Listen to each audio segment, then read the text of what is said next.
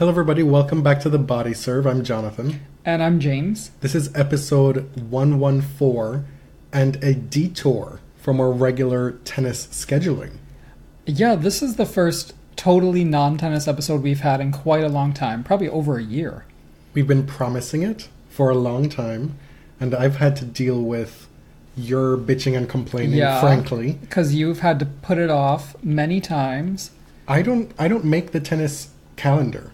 And the problem is that it doesn't stop. And the tennis calendar, or yeah.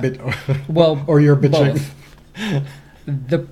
Of course, it's bad for the players, but it's even worse for us, I would argue. We're figuring out how we're going to release episodes, and sometimes it just doesn't work out. It hasn't worked out for a while. We need a break sometimes from tennis. That's part of it. Mm-hmm. And it just so happens that the Oscars happened last night, and so this episode, which we've had the agenda planned for a long time to be mostly TV, kind of dovetails with this mini gap before Indian Wells starts. So I think it was actually a wonderful year for movies, unexpectedly.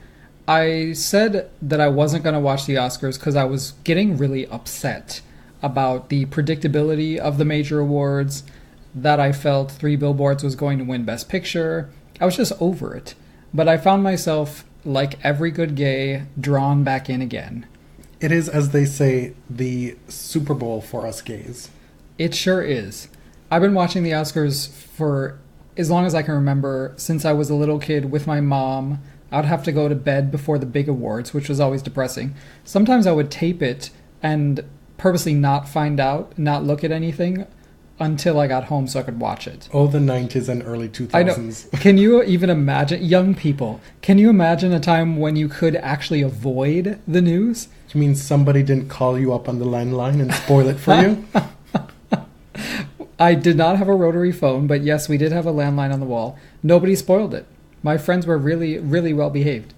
A disclaimer here, before we get into this discussion, we're going to be talking about 3 films in particular: Call Me By Your Name, The Shape of Water, and 3 Billboards Outside Ebbing, Missouri. The disclaimer being that we really liked 2 and really hated 1. Can you guess? Let me take you through my experience with 3 Billboards. I was on my break from work, I was in the car, and I watched the trailer. And it was one of the most exciting, funny trailers I'd seen in quite some time. I watched that trailer and I immediately texted you. I was like, we have to see this. This looks amazing. And then we watch it, and halfway through, we're both kind of looking at each other. And then by the end of it, we're like, wow, that was really bad. I wanted to like it so much. And we saw it before a lot of the backlash started. I had heard a few things about weirdness, a few scenes that people found either racist or problematic because of the way it used racial slurs or whatever. But we didn't really see the sweeping reviews about it yet. And which is to say, our response is not influenced by other people. Well, we got to this film pretty early on. It's one of the ones that we watched earliest. I just want to say, though, it's possible to dislike this movie just because you dislike it. I don't like the whole, people just hate it because it was leading the Oscar Best Picture race, or because they think they sound more woke if they dislike it. I just simply did not like it. It was like 3 Billboards Outside Anytown, USA. The Still Processing podcast with the New York Times did a great piece about the sort of lack of place in this movie. It was set in a fictional town in Missouri, and it felt very, very fictional. To me, the characters were cartoonish. The place looked like an old Wild West movie set. It just, nothing really rang true for me. And for me, I did take exception to its treatment of race. And while I do get that this is a fictional piece, it felt like at every turn, the black characters, the treatment of the black characters was not even secondary, but tertiary. Mm-hmm. It was firmly entrenched in the background, playing second fiddle to whatever the hell these white characters wants to do. I mean, okay, Frances McDormand was basically the town's domestic terrorist. She burned down the police station, and her black friend went to jail for it. Can we talk about that? And her black friend left a post-it for her saying, "Hi, I'm in jail. Okay, thanks, bye, BRB." Like, I mean, what? Like, she gets sent to jail because of Frances, right? Yeah. And we don't see Frances go visit her. We don't see any of that happen behind the scenes. And then the next time we see this woman, she's showing up to the billboard like, "Hey girl, I'm out of prison. Ain't nothing." Oh, did I tell you? I was in jail for quite a while. For half this movie. You know, I may have been abused by some of those racist cops that y'all have been talking about this whole film. It was so, like, when they mentioned the abuse of the town's black citizens by the cops, it was so blasé, like, it was so flippant that I couldn't really take it seriously. It sounded like a joke. There's also been a lot of talk about the policeman played by Sam Rockwell, right? And the exception that a lot of folks take to his character is that he's painted in a redemptive light toward the end. And while I don't disagree with that, what I do disagree with is the folks who want to dismiss that, given everything else that we've seen in the film about how the black characters are treated and how they're talked about. Mm-hmm. I think, like, the redemptive arc doesn't have to, on its face, be problematic. No. That's I do take issue with that a little bit. My problem with the movie is that I didn't find the characters believable. I didn't understand their motivations. I felt that it was kind of an approximation of regular folks. It was like Hollywood people trying to write a film about regular people having never met regular people. And while I don't think that's necessarily the case, it felt that way. I didn't get it. And I wanted so much to like it because I love Frances McDormand as an actress. I think Sam Rockwell is a really great actor. And Martin McDonagh directed In Bruges, which is probably one of my favorite movies of the past 10 years. It failed in creating some kind of emotional attachment to these characters. I think that's one of the biggest failings of the film. And perhaps that was by design, but you have Frances McDormand, who we get a flashback where she's arguing with her daughter, and that's the last time she sees her, and then we know that she's then raped and killed. Mm-hmm. But I don't feel particularly moved by that scene. I don't feel particularly moved by Woody Harrelson's spoiler, who dies, who kills himself. And he's supposed to be one of the kind of good guys in the movie. But again, I just don't care. I wonder, like, in 10 years, if I go back and watch it, I'll see something different. Like, will I get it? Or was it just bad? That's also a possibility, that we just don't get it. It's a distinct possibility. I'm not so arrogant to believe that our opinion is the only right opinion. No. You know? Because there are a lot of talented people that came together to make this film. I don't get it. And while I love Frances McDormand, I hated this performance. And I know a lot of people are saying, oh, the performances were great, but the movie was bad. I actually really didn't like the lead performance at all. I didn't like the words that were coming out of her mouth. Everything was caustic. Like, everything was at 10. And I needed it to be brought down a little bit. So you're saying there wasn't much nuance? You needed a little bit of nuance. There was zero nuance, and that is probably an artistic choice. That's probably a purposeful choice that I just did not get. Part of the reason why I didn't get it, we're opening up the possibility of it just not being for us and that we just don't get it, is that this film comes out in this climate in America. But I can't separate myself from that as well. You know, when there are black men being murdered wantonly by police in America, a glib passing comment about, or a joke about the racist cop and how he treats the black townspeople doesn't fly with me. And this is not an indictment of the people who do like it. You know, art is, you're meant to be able to escape into art. And if you're able to do that, good for you. I think that was one of the reasons why I wasn't able to. I think it speaks to social media and, like, woke Twitter in a certain way, because it comes on the heels of the New York Times editorial department and really the news department seeking myriad ways to humanize racists, regular folks. It's always like, we need to understand the Trump voter. And the New York Times has been the number one contributor to this genre. So I think you can see this movie as, let's understand white trash, for lack of a better word. I don't say that disparagingly, but I think a lot of people in Hollywood see the flyover states and are like, I wonder what those people think and feel. Let's dive into that in the most simplistic way possible. And in reality, we are in a very special period where minority voices are being heard and their stories are being told. And that's something that we'll get into a little bit later on with respect to the huge success of Black Panther, Moonlight last year, Get Out this year, and then a myriad TV shows where, whether it's all black casts or different aspects of black life in America are being told, that is far more interesting to me than a retreading of, how do I say this, of this story again, in this kind of wanton, haphazard, let's throw everything on the wall and see what sticks for comedy's sakes. I don't know, I didn't get it. Like, specificity is important because it can make things feel universal. A really dialed in, localized, specific story can make you feel something because it feels real. So don't set it in what looks like the Warner Brothers lot of a John Wayne movie.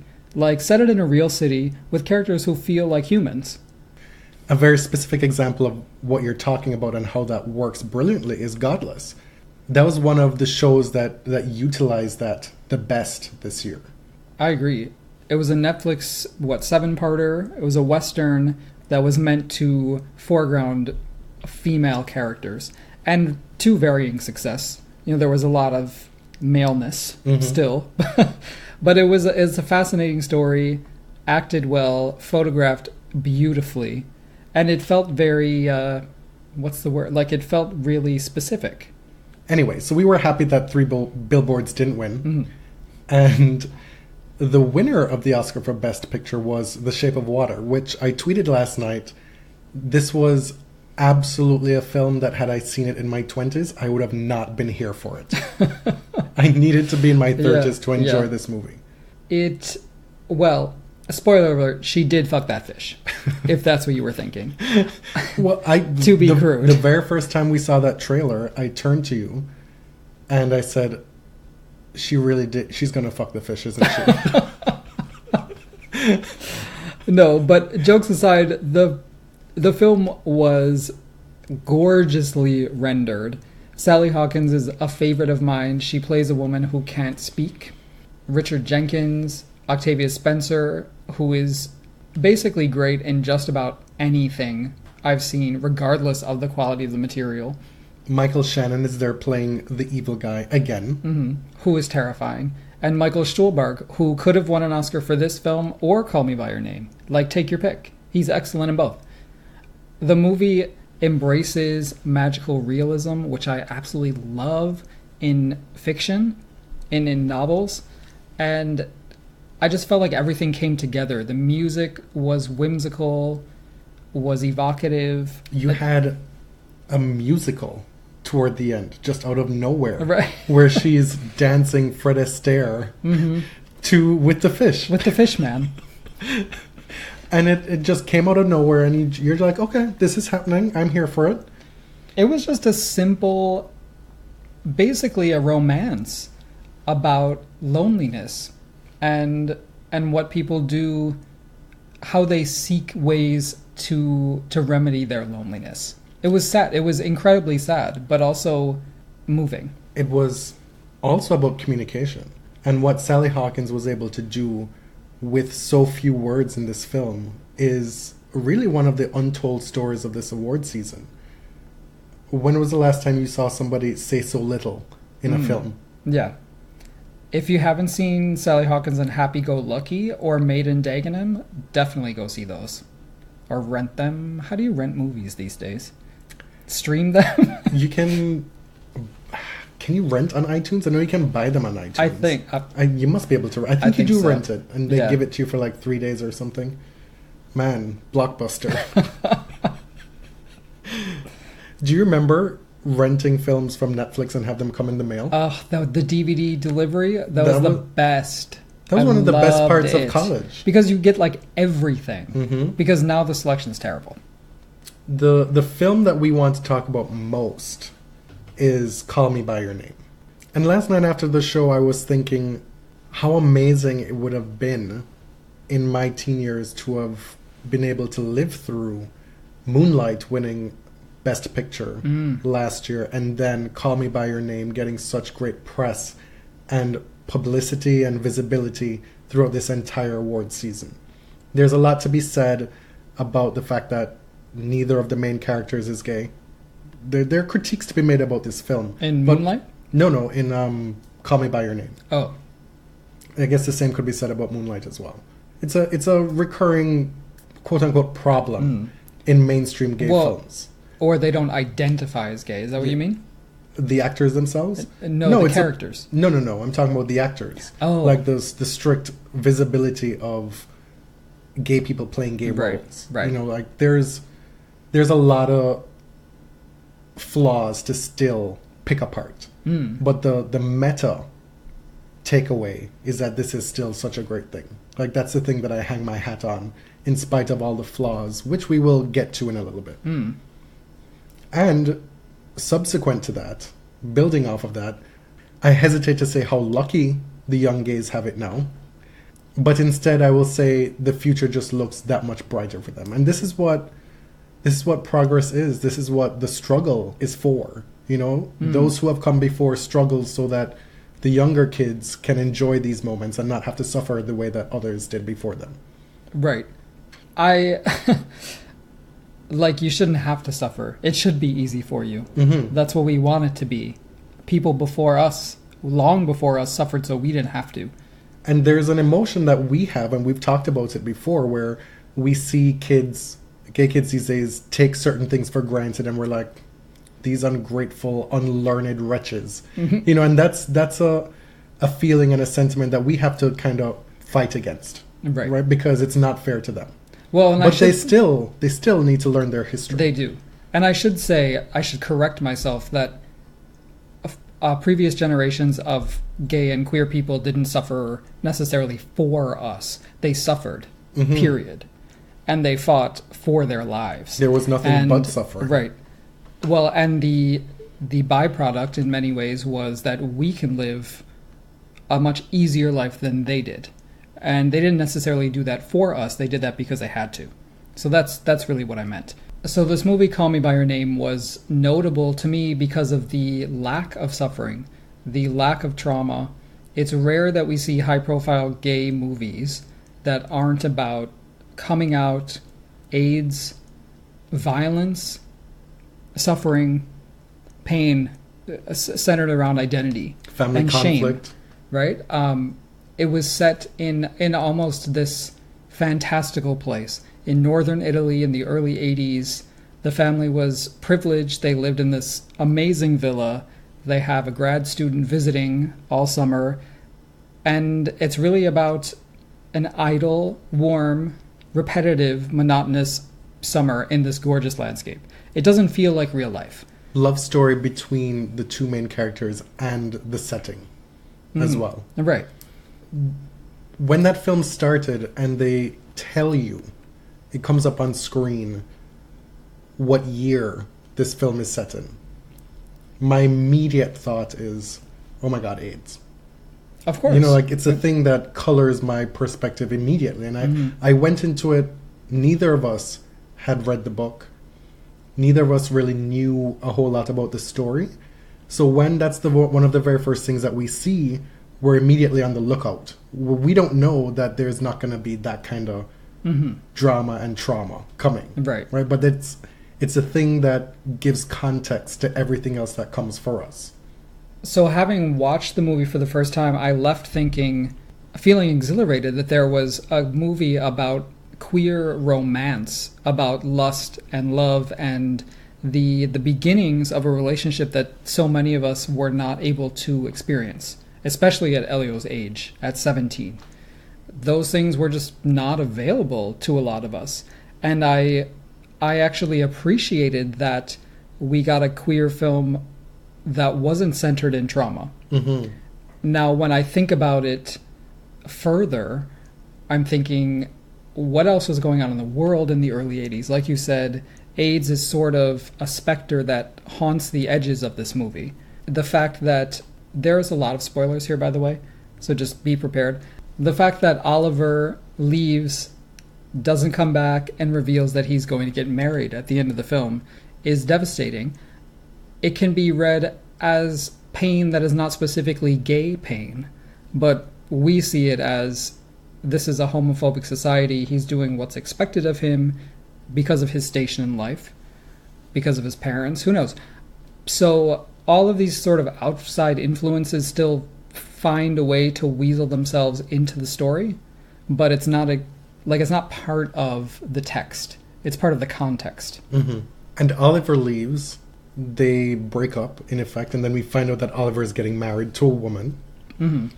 And one of the first thoughts I had was, well, maybe they'll get back to each other later in life somehow. Right. But who is to say either of them would have been alive by 1992? God, that hits really hard. So in some ways I do wonder, given the loaded subject matter, did the movie kind of take the easy way out by not engaging with these issues, by being totally depoliticized? Or are we supposed to read the subtext? Maybe we're supposed to read the text, because we haven't read the book. Right. But this is a film that's supposed to stand on its own as a text. The movie is a text in and of itself. I enjoyed the whimsy and the fancifulness and the beauty of it. So much of the stories that have been told historically about gay people have been fraught with suffering. Mm-hmm. There's a lot of suffering in our history. And this film succeeded in delivering emotional heft without having to go to those wells. Right. Because toward the end, we're coming toward the end of a relationship, the end of someone's first love, this feeling of loss that almost everyone can relate to, knowing that you may never see this person again, and if you do, it'll never be in the same way. Like, that tore me up.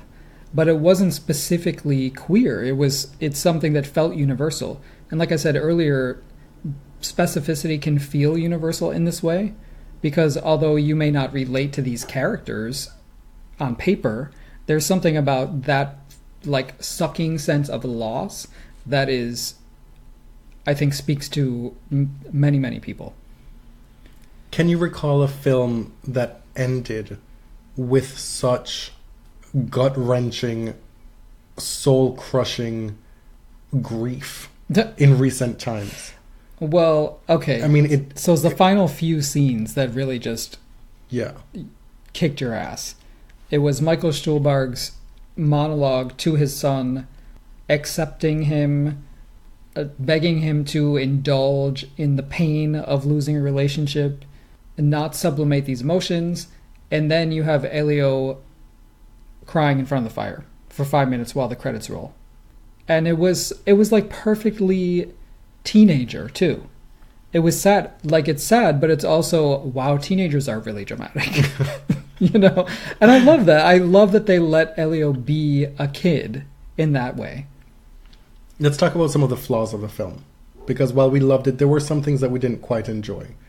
One being, for me, I felt that while the love story was great, the casting of Armie Hammer was not. Mm-hmm. Okay. Timothée Chalamet gave an incredible performance. I thought it was very complicated and appealing, and I just absolutely loved him in this part. Armie Hammer was good, but I don't feel that he rose to the same level, and also he's way too old. He just looks too old.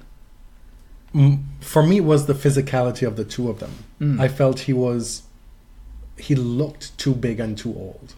Yeah, like he's supposed to be 24. Elio is 17. There's no way he's 24 looking in that film. No. And he's towering over him in stature and musculature.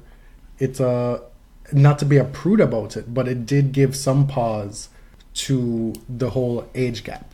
Mm-hmm. And you know that straight people, especially straight men, are made uncomfortable by this. Because well, they probably see their sons, right? Well, this was something I thought about. I'm like, oh my God, like the backlash that's coming from this. Right. This is not two grown cowboys in Wyoming screwing in a tent. When in fact, Elio is 17 and he's under his parents' roof and he has their permission. Right. So like this is not, and he's consenting. So what we're made to deal with is our own feelings that we've been taught to think and feel about this kind of scenario. And how much of that can exist outside of the Me Too movement that's happening right now. Again, talking about context with these films, and how much of that is our own prejudices and biases. And a lot of people watching this movie don't know the history of gay communities where those relationships are actually very, very common. And the age gap is often much bigger than that. Many famous gay men had much younger partners. At one point, alarmingly younger. And especially in that time and in the decades preceding that, those relationships were often the first safe space that these young gay men find themselves in, where they can explore themselves, because they don't get that from their family. They can't get into bars. It's unconventional, but it's their introduction into gay life. And when there is no quote unquote normal template for you to be able to explore your sexuality, like you find whatever ways are available to you. Right. And it can certainly be exploitative. And I think the movie leaves that possibility open, honestly. Although the parents have blessed the relationship, I still think the problems are sort of haunting the edges. And we're made to feel better about that because of how precocious Elio is and how smart he is. And so we're not meant to think of them as intellectually unequal. Something I also struggled with the film, and I'm hesitant to say that this is because of Army's performance. Again, I haven't read the book. But sitting there and watching it, I'm thinking, where is this going? Like, we know without question that Elio is into Oliver very early on. And we know that at some point something's going to happen because we know this is a gay romance film, right? But it seemed to go from Oliver just being kind of a dick to in love with him in the span of 2 minutes. Like, it felt a little bit abrupt to me in terms of him switching over. Well, I think you're meant to think that he was fighting this feeling for a long time, and I didn't see the fight. And part of that is because it was really in Elio's perspective, the whole story. But I didn't, like, the tension for me wasn't there until it was there. When Elio confronts him and says, I didn't really know, he says, well, what do you think that back rub was? I'm like, is that what we're supposed to take from that? I mean, straight men touch each other all the time. Like, I don't get these things. Anything else you want to say about the film? Just one more thing about this and other movies like Moonlight.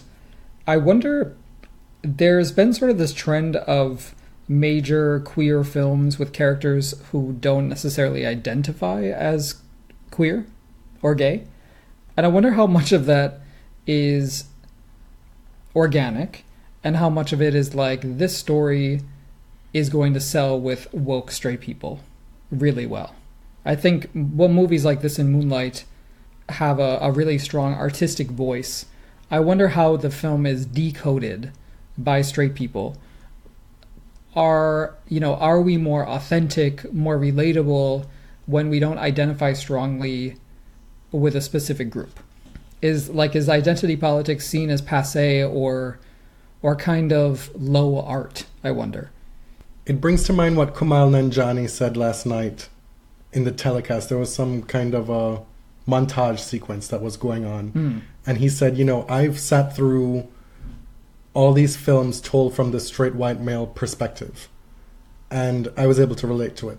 Now, you watch my perspective and you relate to it. This is, which is to say, he'd been having to find himself in these films in whatever way he could, even though it wasn't written for him all these years.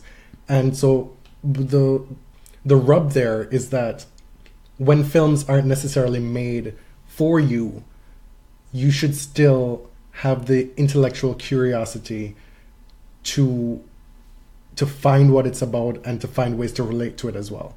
Your perspective and your view of the world is not the be-all, end-all. Mm. Am I reading that right? Yes, but how are you relating it to what I said? I guess it's kind of railing against what you said. Oh, okay. In that I don't really... I find it a flaw in this storytelling. Like, yes, by the same token that there's the universality of the story, of specificity, of that coming of age, young first love being relatable. The fact that the characters don't necessarily identify as gay shouldn't be the one thing to then make it accessible for you. You know, like, how simplistic are people? Oh, right. No, I'm saying, like, if these characters openly picked a side, is that seen as less artistic, less prestigious? It seems like this kind of mystery, like this muddying of identity, makes a film seem more sophisticated. Oh, see, I was reading it as you wondering if it made it more universal. No, okay. I'm wondering if it makes it easier to market to straight people who imagine themselves as open-minded and woke. But if they are open-minded and woke, then this should be right up their alley. It should be like, oh my god, there's an indie gay film. Let's go see that. That's right up my alley. I guess. Now let's move into the television part of the episode. And let's talk about a couple trends that we've been seeing in the last couple of years. The first being a question to you: are we finally seeing a shift for good in the types of stories being told on TV and in film? Specifically with respect to black art with Black Panther, Moonlight, Get Out, and then on TV with Dear White People, Atlanta, Insecure, She's Gotta Have It, Blackish, Queen Sugar, Greenleaf, The Shy, right, and probably a few others that I'm leaving out. Well, I'm probably not the best position to answer this question, but yeah, I think this is a particularly fertile period in movies and television, especially, as you say, for the black experience in the US. I mean, people have been doing brilliant work for as long as these media have existed, really. But it seems like executives are finally spending money where they should be. You mentioned Get Out, which was just a surprising award season contender, a huge box office success. Black Panther is on its way to becoming one of the biggest box office films in American history. Get Out, for what it's worth, was my favorite movie of the year. It was the best theater experience maybe I've ever had.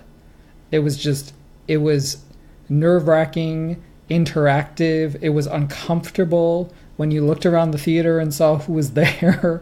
I mean, the movie was just unexpected in so many ways. I think the main culprit is not the right word, but the reason why this is happening is because there's so many new ways in which TV is being produced now. Netflix has a few of these shows. Kudos to FX that's creating a show like Atlanta, and then HBO took Issa Rae on board. Mm-hmm. You know, yes, risks are being taken in ways that they haven't been done before, but the competition between all these different studios and new ways of TV making has forced executives to make decisions that they haven't made before. And we're getting all this great content from auteurs who haven't had the access before. Mm-hmm. Look at Ryan Coogler. In just a few years, made a Fruitland Station, Black Panther, Creed, huge money-making movies, has a clear artistic vision. I think a lot of it is cynically people are going where the money is. Gina Rodriguez was on Mark Maron's podcast the other day and was saying that Latinos per capita are bigger spenders than other major demographic groups. So it's about executives looking at the market research and see who is spending money and where are they spending it. How much money did Bridesmaids make? Girls Trip was a major smash as an R-rated comedy. Like, people are crying out for stories about them and by people who look like them. Like, make them. And you have this fascinating juxtaposition in a political climate where the GOP is spending all this money to keep minorities away from the polls and keep them out of the process. Whereas these studio people are, again, you say cynically, but they're including them. Mm-hmm.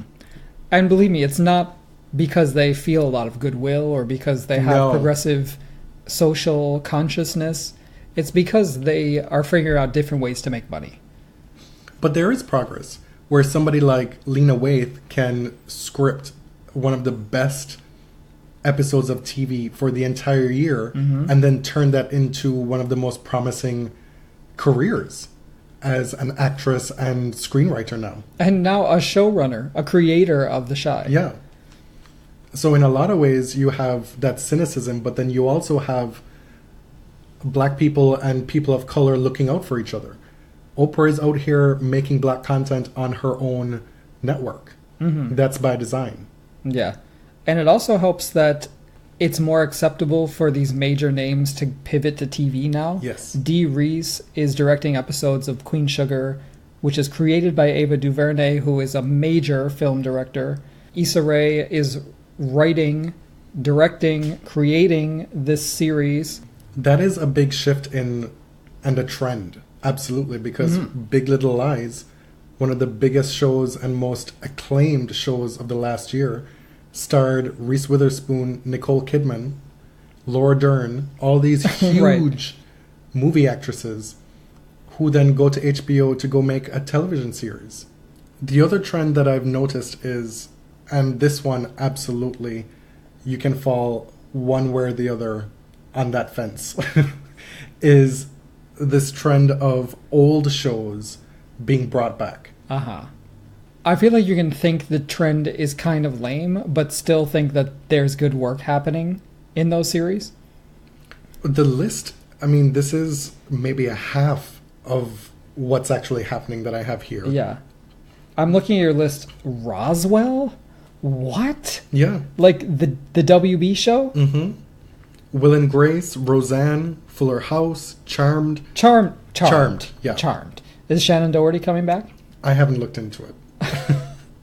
Dynasty, Miami Vice. Really, who's asking for Miami Vice? Wait, I feel like Miami... Oh, they made a movie again, right? Yeah, no, it's I believe it's a TV show that's coming back now, too. Murphy Brown, which I am so excited about. Queer Eye, Gilmore Girls, Twin Peaks. Like, this is just two handfuls of the shows that have been brought back. Again, for better or worse. And one day at a time. Yeah. Very successfully. Well, it's because slightly it was different. reimagined. Yes. It's a bit of a different take on the original, but these stories are being rehashed for better or worse. In most cases, worse. I mean, like Will and Grace has been a very successful comeback, and I was surprised. It took a few episodes to get off the ground, and it's still, like, it's corny, right? And even in the last few years of Will and Grace, in its original run, it was very corny. And it was bogged down by a lot of stunt casting, Madonna, Britney Spears. There was like a celebrity in every episode toward the end. But they do recapture that magic sometimes. And it's worth watching for those reasons.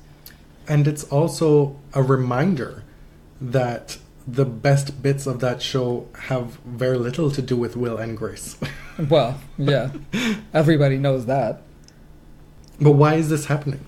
Well, I think that our generation is really indulgent in nostalgia.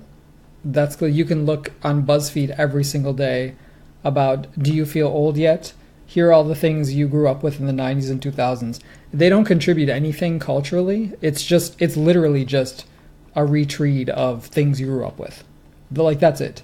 That's why a lot of these things are not very interesting, because it's trying to recapture this magic, make you feel something in the way that you did when you were a kid. Some of the more successful new shows are successful because of that as well. Stranger Things, it plays off of 80s nostalgia exclusively. Right. And nostalgia is not new. Like American Graffiti in 1973 practically invented nostalgia for the 1950s. It's just got... I mean, there's nothing new under the sun, right? It makes you feel something that you can't put your finger on, that is at the same time painful and euphoric. If we accept that nostalgia has always been a part of the television experience, does it make sense that so many of these shows are from the late 80s and 90s? Well, yeah, because look who's producing television now. They finally have a seat at the table. People our age and younger, right? Mad Men being produced is not nearly as much about the nostalgia because of the distance between that era as it is for Murphy Brown coming back. Like it's new ground in that these stories are still so close in our rearview mirror, and that's, I guess, why so many of us are skeptical about it. Like, why are we telling these stories again? Weren't they just here? Whereas you feel like something like Mad Men can be told in a new way. It's introducing something to a new generation. Those people, a lot of the fans of Mad Men didn't live through that. It's getting a window into a very peculiar and unfamiliar time. Something that you've only read about. Yeah. Even like our parents were babies during that era. But something like, well, Will and Grace, you said Murphy Brown, they can show how much our culture has changed just in the past 20, 25 years. It's profound. Like Will and Grace has had to reorient its politics and its cultural outlook because so many of the jokes they made back then would be unacceptable now. They'd be totally offensive. Yeah, well, then there are some that have lingered that are still very offensive and racist. I think something that's very telling about how we view older people and the demographics of that we make television for is the fact that The Golden Girls hasn't been remade. I mean, there's Grace and Frankie, which is like the closest thing to that. You have a show with 70-somethings and Jane Fonda is now 80. You know, that's the only show I can think of where you have septuagenarians on TV. Like the beauty of the Golden Girls in the 80s and into the 90s was that this was absolutely a demographic that was not represented on TV. And one would have thought that that would have opened up avenues for similar stories to be told. Like, what are these networks doing? Like, fine. Like, your 75-year-old grandmother is not necessarily at home with a Netflix subscription. So maybe Netflix won't do it. You know, but mine is. But NBC, hello. Like, these are some of the few people who still hold on to cable subscriptions, and you're not creating content for them. And The Golden Girls was such a brilliant template of how that can be brilliant. Because it treated older people like they were human, like they had... active sex lives. Right? That they had desires like the rest of us. Because so many people don't think of their grandparents as fully three-dimensional human beings with desires and heartache and all these things, right? Instead, you have a retread. You said retread before. What is... I think it's retread. Oh, Lord. Maybe you can tell us which is go back right and delete or wrong. That. Instead, we have like a retread of the same actresses who get maybe 1 or 2 episodes where they impart some wisdom and then they die. June Squibb is a good example of that. She plays the wise old lady in a lot of things, or sassy old lady. But the story isn't about them. They're just there on the fringes, and then eventually their death is used to cause conflict for the main characters. Oh, Lord. And what the Golden Girls showed is that there's so much more to life than that. People are living longer. They're living more fruitful lives. Jane Fonda and Lily Tomlin are out here on Netflix selling vibrators. I wonder, you said something about how we have to recognize that these stories should be told, that there's gaps in the market. Like, people probably said that when Diane Carroll had her own show on network TV, when Sanford and Son and the Jeffersons were on in the late 70s, saying, wow, finally, these stories are being told. And then what? And then nothing. Right? Like, long periods of just desert.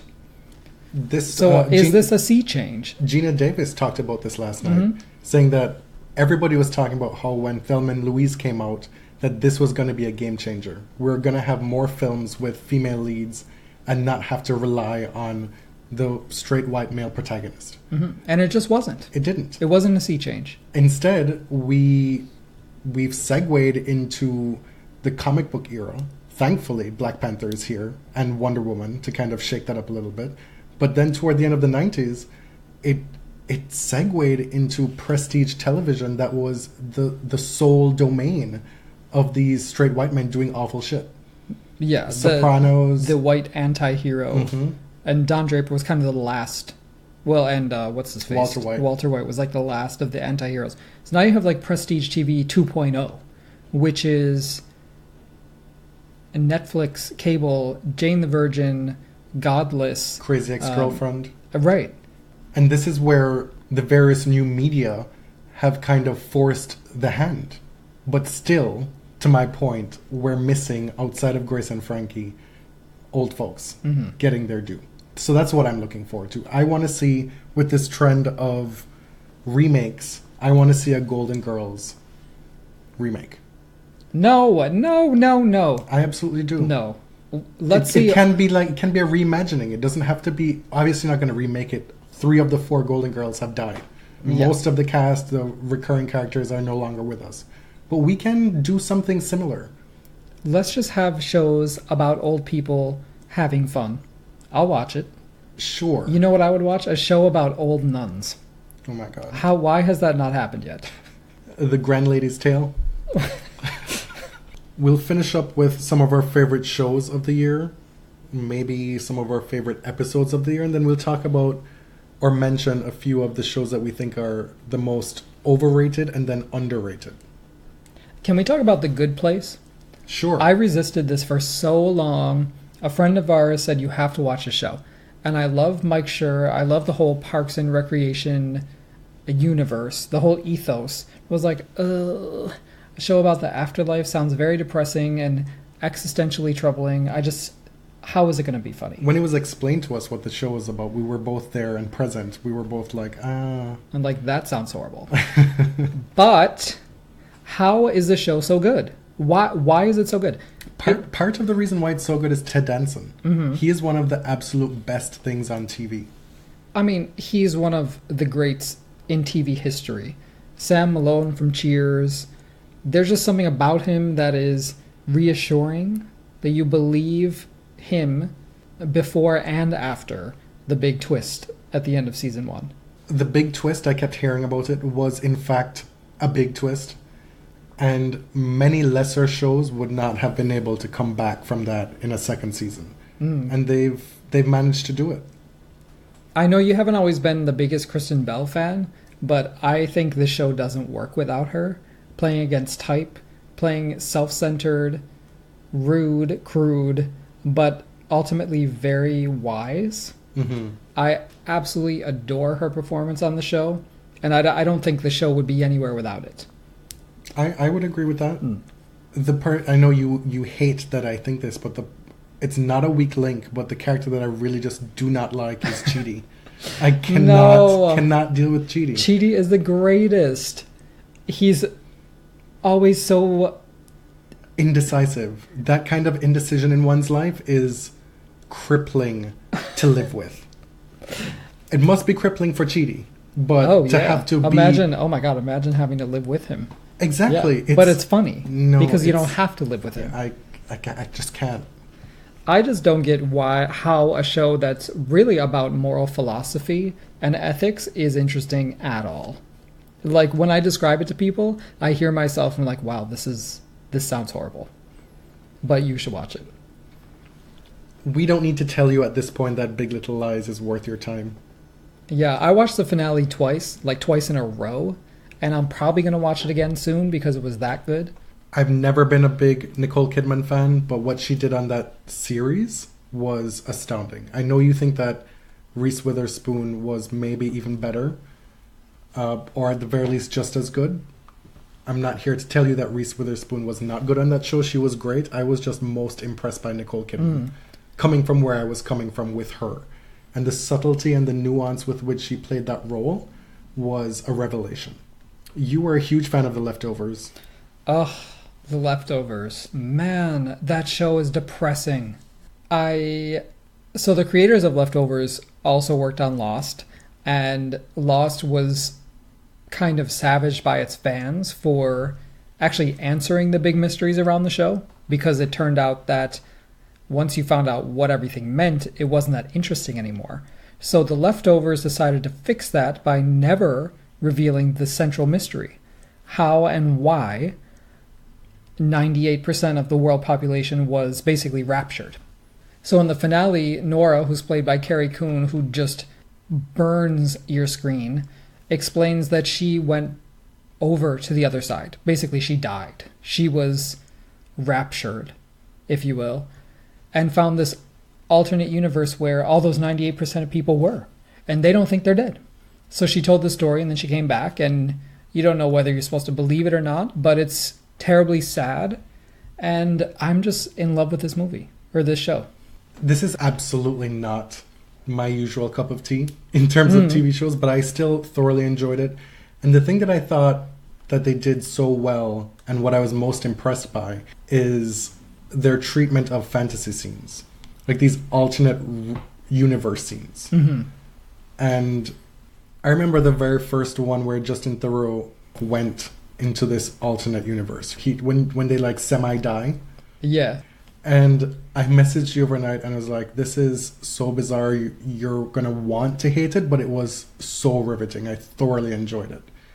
And that is the strength of the show in my mind.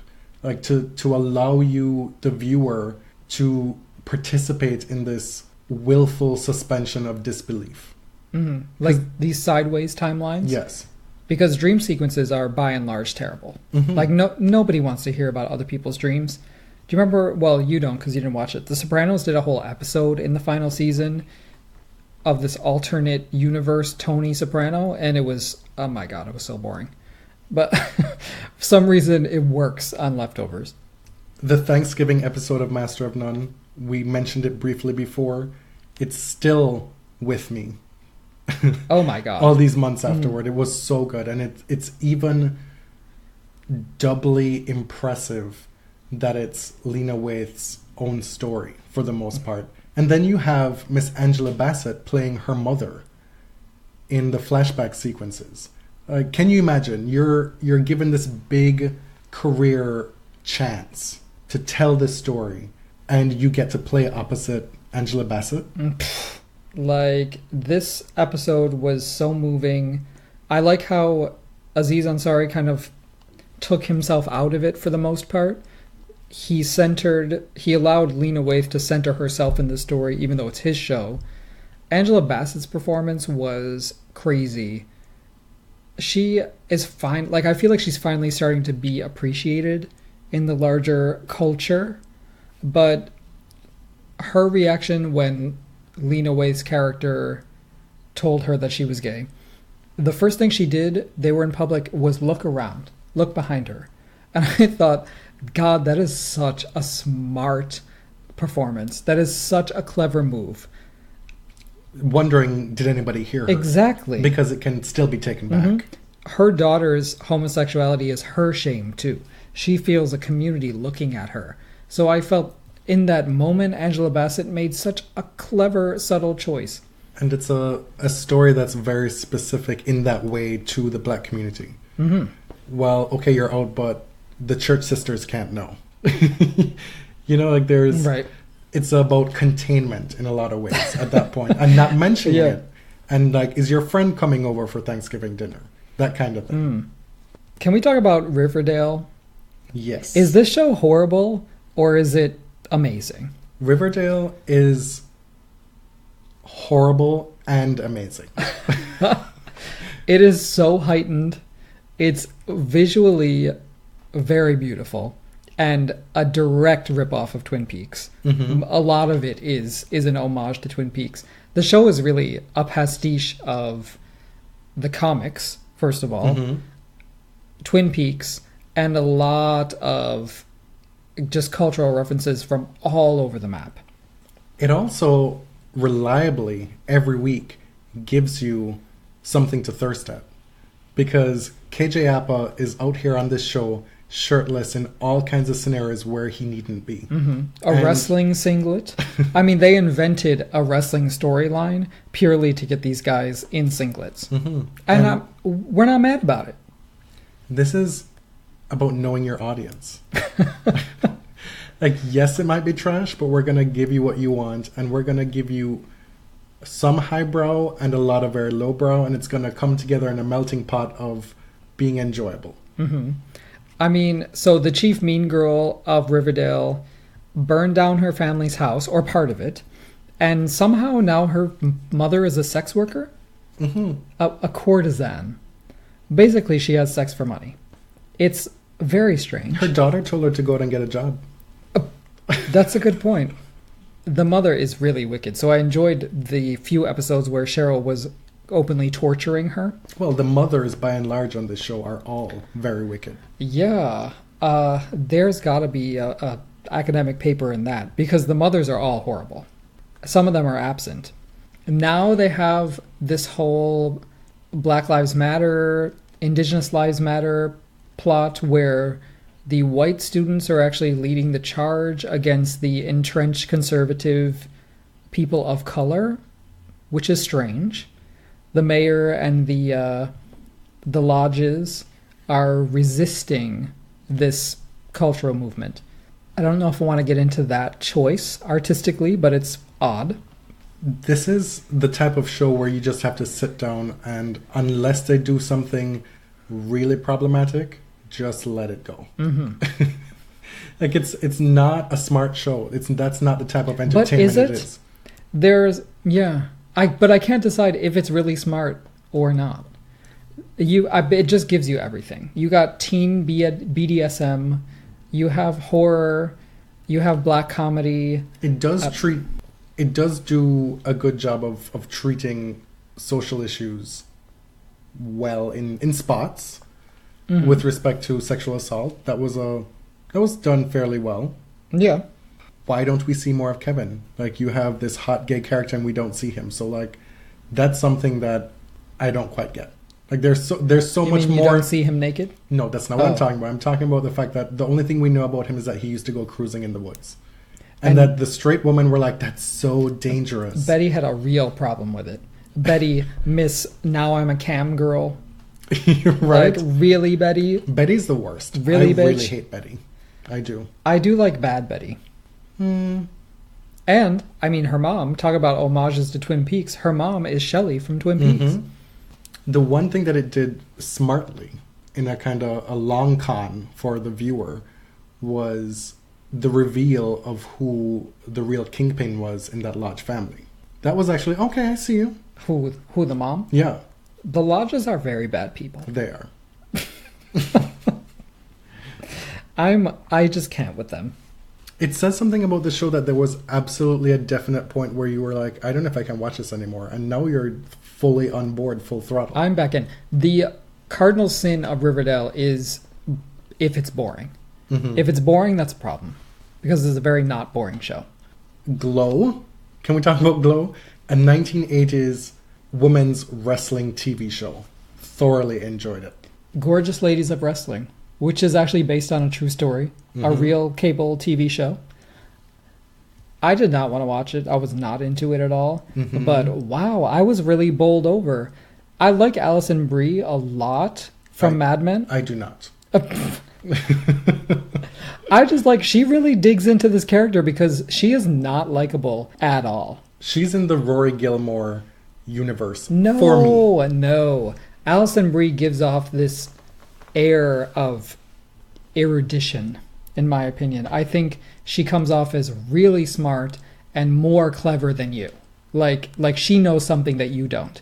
And I felt that when she played Trudy on Mad Men, that she was able to observe from on high. I love her as a performer. Okay. We're allowed to disagree. The Fosters is ending this year. I'm devastated. That show could go on in perpetuity for me. They bring it to you every ball. And this season in particular, they are doing the most. If you thought they did things in previous seasons, they're throwing everything at you. Like, there is not a social and political issue they have not tackled on the show. But they do it... I mean, the one quibble with the show is that it is conflict all the time. Mm-hmm. That the characters don't get to relax and have fun very often. But they have tackled so many things in such a sensitive way, in a way that communicates to its teenage audience, that, I mean, it's an important show. It really is. No wonder Terry Polo is having a nervous breakdown. Like, she has to deal with all these kids doing all kind of nonsense all the time. Like, she didn't have time to deal with her own shit because Callie's gotten arrested, almost went to prison how many times? Marianne is always starting some shit. Literally the same day that Callie was cleared of criminal charges, she was kidnapped by a sex trafficker. And very shortly after that, she was sheltering a dreamer in a local church. Mm-hmm. Was that the same day? I don't know. In fact, if I am those two moms, I would find it very difficult to get on with my life if I had Brandon Foster as my child. Because he is the absolute worst. If I had to deal with that kind of mopiness, that kind of needing to be the center and fix everything by still making horrible decisions all the time, I might just have to give him up for adoption. Like, I would adopt other kids and give away my actual child. Oh, wow. Yeah. Wow. I mean, the actor does this thing where his inflection in every scene is to be like, yeah, I was talking, and I was like, yeah, so what? You think you're just gonna you're not gonna say anything? It's so infuriating. Everything about that character, I cannot deal with. And now he's trying to save another person. He has to save Grace while she's on her cancer deathbed. Talk about taking the flaws of a character and turning it up full 100. Right? Like, man, we've seen Jack Shephard on Lost. We've been through this before. Let's finish up with some overrated and underrated shows in our humble opinions. In your opinion. I see a lot of shows I like and you're overrated. I find this troubling. I didn't really care for Handmaid's Tale. Sorry. I have a complicated relationship with Handmaid's Tale for several reasons. Do you want to go first? It's becoming increasingly clear to me that I just don't really care for Elizabeth Moss, and that's a huge part of it. And I cannot separate what I know of her as a Scientologist from her being an actress, and especially on this show where it's supposedly, allegedly, a feminist piece of work, and she's out here not being able to speak directly to the show's feminism at all. Yeah, here's where I'm at with Handmaid's Tale. I think the actual text, like what we're given as the series, is beautifully done and in large part extremely well acted. It's filmed in Toronto, mostly in Toronto and other places in Ontario. I think it's a beautifully produced TV show. The context is what is tripping me up. And this is something we are going back to from the beginning part of the episode. I'm annoyed with Margaret Atwood right now. She lives in Toronto, so we get a lot of news about her, just her opinions about everything, basically, because we live here. I absolutely love her as a novelist. I love Handmaid's Tale. I've read it a few times. I'm just like, she's written some things about sort of picking apart the Time's Up movement and talking about due process. And I'm just like, God, you sound old. And I don't mean that, like, that sounds horrible, but, like, you sound like you're picking apart something that's actually doing good work, and it's annoying the hell out of me. I don't like where Margaret Atwood is going right now. And the same thing with Elizabeth Moss. Is she the right messenger for this material? And should that matter? I think that's a genuine question. Does her life, her experience matter at all if the performance is this good? And I do think it's this good. I also don't enjoy the show that much. Okay. So fair enough. There's that. The Deuce had so much potential, and it just dragged on and on and on. Maggie Gyllenhaal just burned through the screen. Such a great job. Mm-hmm. But I do posit that one James Franco is enough, let alone two. Right. I didn't really like shows with identical twins this year. The third season of Fargo was my least favorite by far of the three. And why do you need two James Francos playing twins? It's weird. Like it looks like The Parent Trap. It's so weird. This show reeked of trying to recreate The Wire. And it's the subject matter is so interesting. Listen, I still enjoyed it for the most part. And I will watch season 2, but it's being presented in the style of storytelling and cinematography as prestige TV, right? In the way of... So you don't think it is? I don't. Because I think it could do so much more with the story and the material. So Maggie Gyllenhaal has actually done a lot of interviews where she said she only took this role if she could have an active part in the creative process, that she could inform her character's decisions, the way that women are portrayed and filmed, because this is an inherently exploitative product, right? It's about pornography in the 70s. I think it has been successful in some ways and unsuccessful in others. The just the sheer amount of nudity, like female nudity versus male nudity, which is something she talked about, is disproportionate. Definitely.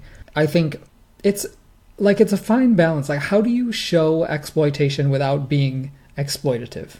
How do you show violence against women without being triggering, without being exploitative? And because gratuitous. This is right. Because this is something that was part and parcel of this life, and they have to show the danger of sex work, but do it in ways that, I don't know. Like, it's just a hard subject matter. It's also very slow. Which, if you're going to go and for an 8-episode season, that is a problem. If you're going to go that route, you have to do it well. Overrated. Top of the Lake was great previously. This last season was pretty awful. Yeah, I didn't really like this one. You had Girlfriend Experience. Actually, I didn't watch this season. I just wasn't that into it. I tried. I missed Riley Coe. Yeah, I was taken aback because I thought it was going to be the same setup. Instead, we got new characters, new stories, and each Sunday they'd release 2 episodes, and each episode would be telling a different arc. And through the first 4 episodes, I found one more interesting than the other, and then I realized I found neither interesting, and so I didn't finish. Yeah. I can't believe you have Search Party on your overrated. Oh my god, I love Search Party. It's hard for a show to be overrated when it doesn't have that big of an audience. But for the folks who love it, they absolutely love it. It absolutely is not my cup of tea. Like, I still watched it, but these characters are, and I get this is the point, beyond redeemable. It's like, these are some of the worst people you've ever seen on TV. They are, because it's like a heightened parody of millennial self-centeredness, right? But Aliyah Shawkat from Arrested Development, you may know her as Maybe Funke, puts in a great performance in this, and she sort of descends into total depravity. Some of the more underrated shows on TV, I'll let you lead with the first one because it's one of your favorite shows in Actually, history. you put Crazy Ex-Girlfriend, and I would not put it here. I actually did not like the season at all. And critics say this is the best season yet. It dives into mental illness in a very serious way. While I appreciate that, I don't think it made for very good viewing. But you'd still concede that it's a good show. It is a very good show. And that it doesn't get as much due as it probably should. Agreed. Okay. But Jane the Virgin is a much better show. Okay. Queen Sugar doesn't get as much recognition because it's kind of, in a way, buried on OWN. It doesn't have the wide audience that other shows do.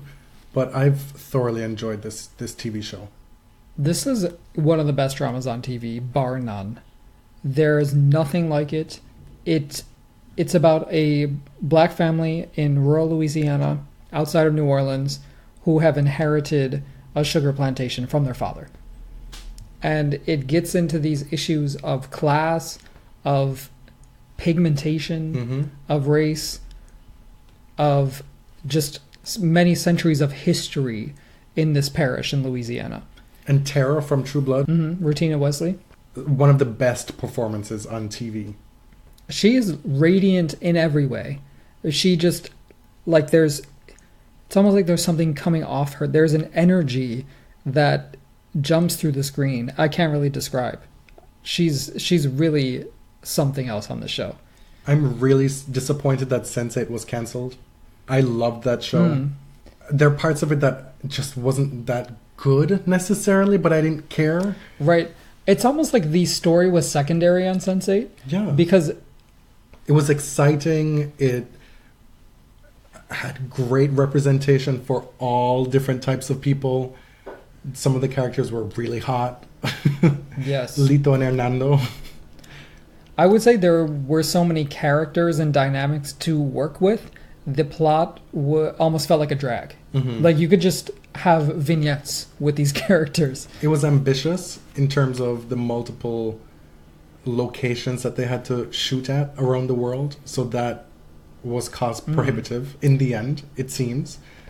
But what is cost prohibitive for Netflix? I don't know. They have literally never made a profit in how many, 8-9 years of existing? They also we don't know what their ratings are and how different Right. shows, and would ratings even matter? Say Netflix acknowledges that Sense8 was watched by 90% of their subscribers, but does that show bring in new people? What does that mean? We don't know how to assess anything. There's no advertising revenue, so what does that mean? Yeah, and so if they're going to diversify and try and make a whole bunch of new shows, maybe they just have to cut from the top, regardless of how good or liked it is. I don't know. Right. Bottom line is, I loved this show. The Good Fight, it's on CBS All Access. Is that what it is? Something like that. CBS's new online streaming service. And it's Can you imagine paying for CBS's streaming service when there's already Hulu, HBO Go, Netflix, Amazon Prime? Like, come on. Every network will have a streaming service eventually. It's a spin-off of The Good Wife. We have Diane Lockhart. She's joined a majority black firm. And again, a TV show with great representation for black folks. I just love The Good Wife so much. And I felt that the character of Alicia had gotten a little dark, for lack of a better word. That I'm glad the universe still exists, but in a different way. I'll let you take this last one. Because I cannot believe that it's on this list. Floribama Shore is one of my favorite shows of the year. I can't lie. And I really think you should watch it. I guarantee you I will not. It's good TV. It is like they advertised it as Jersey Shore, but for Trump voters, basically. I didn't even know there was such a thing called Floribama. It's just like the Gulf Coast in northern Florida, basically. What's that place called? Where they do, yeah, like around there, where they have spring break and stuff. Daytona, yes, Daytona, I think. Anyway, it brought together just. How am I giving you knowledge about your American geography? I don't know. I've never been to northern Florida. Maybe I have to go. Like where Jason Mendoza is from on Good Place. Jacksonville. Yeah. This show is just so trashy and lovable, and they humanize some characters who I would normally think are just horrible Trump voters. Okay. I implore you to watch it. There's a lot of good fights, too.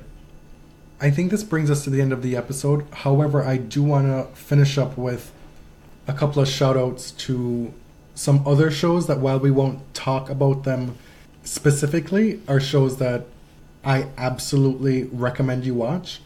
Having watched so many different shows, and especially in the late November to January off season in TV, I picked up a lot of shows on Netflix that I normally wouldn't have, and they absolutely filled the void and then some. And so we talked about on a previous tennis episode how much we loved Scam, which was out of Norway. But there are all these other shows from Scandinavia. I just finished Rita from Denmark. Absolutely love this show. So good. If the show is cancelled after 4 seasons, I'll be okay with it, only because the finale was so good. But I really want a season 5. Call My Agent. Loved it. That's from France. Bonus Familien. Again, so good. You have to have your reading glasses on, because they are subtitles. Unless you speak Swedish. Yep, there's that. But if you're looking for shows outside of the box for North American English speakers, then we can absolutely recommend these shows. And the other one I want to plug here is Cable Girls. Thoroughly enjoyed that one. You may have heard of this show called Smilf, which was nominated for Golden Globes, and nobody had ever heard of it. I had never heard of it. But we gave it a chance, and it was actually very funny. And I liked it a lot. The lead character is totally messy. Connie Britton is on it, playing against type. Yes. It's definitely worth a go. Rosie O'Donnell plays just a messed up mother of the main protagonist, who clearly has suffered from mental illness in her life. But it works. And the last thing I want to throw in here before we leave is I thoroughly enjoyed this last season of The Americans. I know my opinion is in the minority, but that's surprising to me, because it was generally very slow. It was good, but it felt like some place setting. Well, that's why I liked it. You know, I do not like the shooting up, the high stakes, the drama, the suspense. Will they, won't they die? I like the storytelling. And with those two characters in particular, Philip and Elizabeth, there's so much that can be done with just them and their story and how great they act, that I was fully on board. I saw a lot of people hated it because it didn't have the suspense this year, and that's exactly why I loved it. You mean you didn't miss them shoving dead bodies into suitcases? I mean, there's a certain appeal. If that's your bag. Thank you for indulging us, letting us talk about our pop culture likes and dislikes for so long. We'll be back to tennis shortly.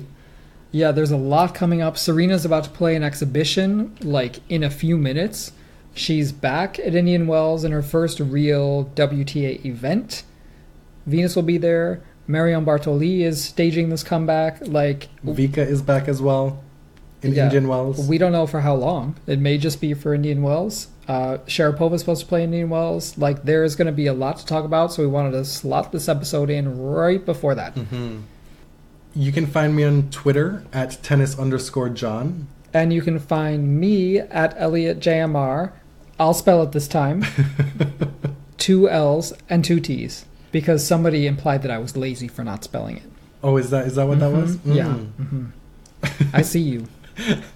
You can find us on Twitter at TheBodySurf and on Instagram at TheBodySurf. And please find us on iTunes. Leave us a review. We thank you again for listening. Till next time.